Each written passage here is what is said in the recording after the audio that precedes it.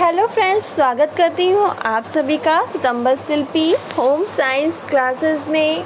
Friends, हम लोग रोज़ शाम 4 बजे टीजीटी की क्लास चलाते हैं, ठीक है। तो रोज़ शाम 4 बजे आपकी टीजीटी की होम साइंस की क्लास चलती है, जो आपकी सिलेबस बेस है, ठीक है। तो आपका जो फर्स्ट है यूनिट आहार एवं पौष्टिकता, तो जिसमें कल हम लोगों ने पढ़ा था पौष्टिकता की संकल्पना, मतलब पौष्टिकता का क्या अर्थ है ये पढ़ा था, ठीक है, क्या समझते हैं। और आज हमारा नेक्स्ट टॉपिक है आहार की संरचना एवं कार्य। क्या है? आहार की संरचना और कार्य, ठीक है। तो आज ये टॉपिक हम लोग पढ़ेंगे, ठीक है। फ्रेंड्स, आपको मैं बताना चाहती हूँ, अगर आपने मुझे फेसबुक, इंस्टाग्राम पे, ठीक है, और टेलीग्राम पे फॉलो नहीं किया है तो वहाँ पे मुझे सितंबर शिल्पी डाल के सर्च करके फॉलो कर सकते हैं। चलिए फ्रेंड्स, शुरू करते हैं आज की वीडियो। साथ ही मेरी ऑफलाइन व्हाट्सएप पे क्लास चलती हैं, टीजीटी, पीजीटी, नेट, ठीक है, जेआरएफ की, आरपीसी फर्स्ट ग्रेड की, एलटी की, डीटीपीएसबी डोमेस्टिक साइंस की, ठीक है, और पीजीटी की, डीटीपीएसबी की। तो जिसको भी क्लास ज्वाइन करनी है तो इस नंबर पे कांटेक्ट करके प्रोसेस जान सकता है एडमिशन का। चलिए आज फ्रेंड हम लोग पढ़ेंगे आहार एवं पौष्टिकता में आहार की संरचना एवं कार्य, ये हमारा टॉपिक है। चलिए देखिए, आहार की संरचना और कार्य क्या है, ठीक है। कि आहार की मात्रा व्यक्तियों की आयु पर निर्भर करती है। जो आहार है उसकी मात्रा, ठीक है, यहाँ पे मिसप्रिंट हो गया होगा, ठीक है। तो आहार की मात्रा व्यक्तियों की आयु पर निर्भर करती है, ठीक है। तो आहार की मात्रा किस पर निर्भर करती है? व्यक्तियों की आयु पर निर्भर करती है। उदाहरण के लिए एक युवक के लिए आहार की अधिक मात्रा आवश्यक होती है, जबकि एक बालक के लिए कम आहार की आवश्यकता होती है। तो देखिए, आहार की मात्रा व्यक्तियों की आयु, एज के अकॉर्डिंग निर्भर करती है, ठीक है। जैसे कि एक युवक है उसके लिए आहार की अधिक मात्रा की जरूरत होगी, जबकि एक बालक है उसके लिए कम आहार की आवश्यकता होगी। इसी प्रकार विभिन्न कार्य करने वाले व्यक्तियों को आहार की विभिन्न मात्रा की आवश्यकता होती है। जैसे शारीरिक कार्य करने वाले एक मजदूर के लिए अधिक आहार, जबकि एक मानसिक कार्य करने वाले को कम आहार की आवश्यकता होती है, ठीक है। तो आहार की मात्रा किस पर निर्भर करती है? व्यक्ति की आयु पर निर्भर करती है। जैसे एक युवक के लिए आहार की अधिक मात्रा आवश्यक होती है, जबकि एक बालक के लिए कम आहार की मात्रा आवश्यक होती है। इसी प्रकार विभिन्न कार्य करने वाले व्यक्तियों को आहार की विभिन्न मात्रा की आवश्यकता होती है। जैसे शारीरिक कार्य करने वाले एक मजदूर के लिए अधिक आहार, जबकि मानसिक कार्य करने वाले व्यक्ति को कम आहार की आवश्यकता होती है, ठीक है। कार्य देखिए फिर है विभिन्न आहार सामग्री का महत्व क्या होता है। तो भूख तो लगभग किसी भी खाद्य सामग्री को ग्रहण करके शांत की जा सकती है। तो जब कोई इंसान को भूख लगती है तो कुछ भी खा ले, खाने पीने का सामान, तो उसको क्या, अपनी भूख को क्या किया जा सकता है? शांत। किंतु शरीर की अन्य मूलभूत आवश्यकताओं के अनुसार विभिन्न प्रकार की खाद्य सामग्री ग्रहण की जाती है।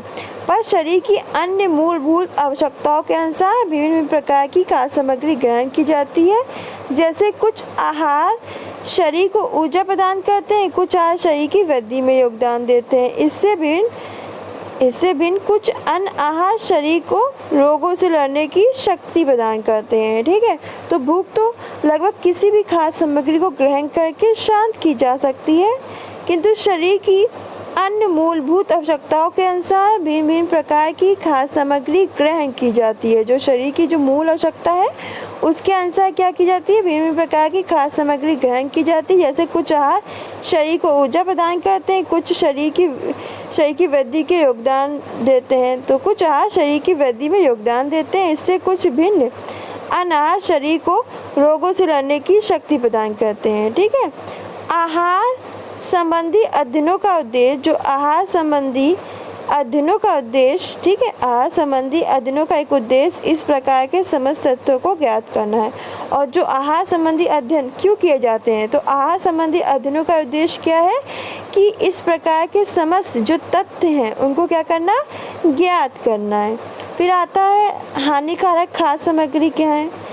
आहार के व्यवस्थित अध्ययन के बाद जो आहार है उसका व्यवस्थित सीक्वेंस से, ठीक है, क्रम के रूप में, ठीक है। तो आहार का व्यवस्थित अध्ययन के बाद जब आहार का वैज्ञानिक अध्ययन किया जाता है तब ज्ञात होता है कि अनेक ऐसी वस्तुएं भी हैं जिनको खाने से प्रत्यक्ष यानी सामने से और अप्रत्यक्ष यानी पीछे से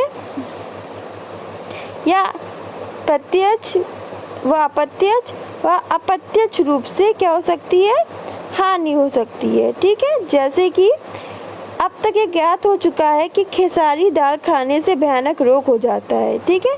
तो ये ज्ञात हो चुका है जो खेसारी दाल है उसको खाने से क्या हो जाता है, भयानक रोग हो जाता है। इसी प्रकार की अन्य खाद्य सामग्री जो शरीर को नुकसान पहुंचा सकती है, इन तथ्यों को ध्यान में रखते हुए आहार संबंधी ऐसे व्यापक अध्ययन किए जा रहे हैं जिनका उद्देश्य क्या है, हानिकारक खाद्य सामग्रियों को ज्ञात करना भी है। फिर आहार की भिन्नता, तो प्रत्येक व्यक्ति का स्वास्थ्य व शरीर का विकास व भोजन की आवश्यकताएं व पाचन शक्ति भिन्न भिन्न होती है। तो ऐसा नहीं है कि एक व्यक्ति की स्वास्थ्य भी और शरीर का विकास भी, भोजन की आवश्यकता और पाचन शक्ति एक जैसी हो, नहीं, सभी व्यक्तियों की क्या होती है, डिफरेंट होती है। तो भोजन की भिन्नता के आधार के प्रकार इस प्रकार है। पहला है शारीरिक भिन्नता, तो शरीर की क्षमता आवश्यकता के अनुसार भोजन की मात्रा भिन्न भिन्न होती है। जो शरीर की क्षमता है, कैपेसिटी है, ठीक है, और आवश्यकता नीड है, उसके अनुसार क्या होता है, भोजन की जो मात्रा होती है वो क्या होती है, भिन्न भिन्न होती है। पारिवारिक भिन्नता, तो कुछ परिवारों में भोजन की आवश्यकता स्वच्छ भोजन व बदल बदल के भोजन पकाने की और कम ध्यान दिया जाता है। तो क्या होता है, कुछ परिवारों में क्या होता है कि भोजन की आवश्यकता स्वच्छ भोजन व बदल बदल के भोजन पकाने की ओर कम ध्यान दिया जाता है, जबकि छोटे परिवार में इन सभी बातों का क्या ध्यान दिया जाता है, विशेष ध्यान दिया जाता है। और जो छोटे परिवार होते हैं, ठीक है, उनमें क्या इन सभी बातों का क्या दिया जाता है, विशेष ध्यान दिया जाता है, ठीक है। फिर आता है सामाजिक भिन्नता, तो उच्च वर्ग के लोगों का भोजन हल्का संतुलित होता है व निम्न वर्ग के लोगों का, जैसे मजदूर हैं, किसान हैं, कड़ी मेहनत करने वाले लोगों का भोजन भारी होता है व अधिक होता है। तो क्या होता है, जो उच्च वर्ग के लोग हैं उनका भोजन कैसा होता है, हल्का होता है, संतुलित होता है। जो निम्न वर्ग के लोग हैं वो जो काम भी बहुत करते हैं, उनको भूख भी लगती, मेहनत करेंगे तो भारी भोजन खाएंगे, भारी भोजन खाते हैं और खाना अधिक खाते हैं। और जो उच्च वर्ग के लोग वो हल्का खाना खाते हैं और संतुलित भोजन खाते हैं। फिर धार्मिक भिन्नता, कुछ लोगों के धार्मिक विचारों के कारण भी भोजन में बड़ा अंतर पाया जाता है। जैसे कुछ लोग अंडा खाते हैं, कुछ लोग नहीं, कुछ लोग मांस मच्छी खाते हैं, कुछ लोग नहीं पसंद करते, तो वो। फिर आर्थिक, अमीर गरीब व अमीर है, ठीक है, अमीर गरीब परिवार के भोजन में बहुत भिन्नता होती है। अमीर 36 प्रकार का भोजन करता है, भैया वो इतना पैसे वाला है, वो तो 36 प्रकार का भोजन करेगा। और गरीब रोटी खाता है, अचार खाता है, दाल रोटी पे ही जीवन उसका निर्भर रहता है, उससे आगे वो बढ़ ही नहीं पाता है, ठीक है। वो जितना कमाता है अपनी दाल रोटी के लिए कमाता है, ठीक है, अपनी मेहनत करता है, इसके लिए करता है। तो ये भिन्नता की बताई गई भोजन की भिन्नता के आधार पर प्रकार है, शारीरिक भिन्नता, पारिवारिक भिन्नता, सामाजिक भिन्नता, धार्मिक भिन्नता, आर्थिक भिन्नता। तो फ्रेंड्स ये था आपका ये पहला पार्ट है, अभी बाकी है। अभी आहार संरचना हो गई है, अब इसके कार्य क्या है ये भी पढ़ना है। तो नेक्स्ट वीडियो में, ठीक है, मैं बताऊंगी इसके कार्य, ठीक है। तो आज हम लोगों ने पढ़ा आहार की संरचना एवं कार्य टॉपिक था, ठीक है। तो आज के लिए बस इतना ही, मिलते हैं नेक्स्ट वीडियो में, ठीक है। अगर आपको मेरी लाइव क्लास की नोटिफिकेशन ना मिलती हो तो मेरे बेल आइकन को प्रेस कर लीजिए, मेरे चैनल को सब्सक्राइब कर लीजिए, ठीक है, जिससे आपको मेरी लाइव क्लास की नोटिफिकेशन मिल जाया करेगी और आप क्लास अटेंड कर पाएंगे।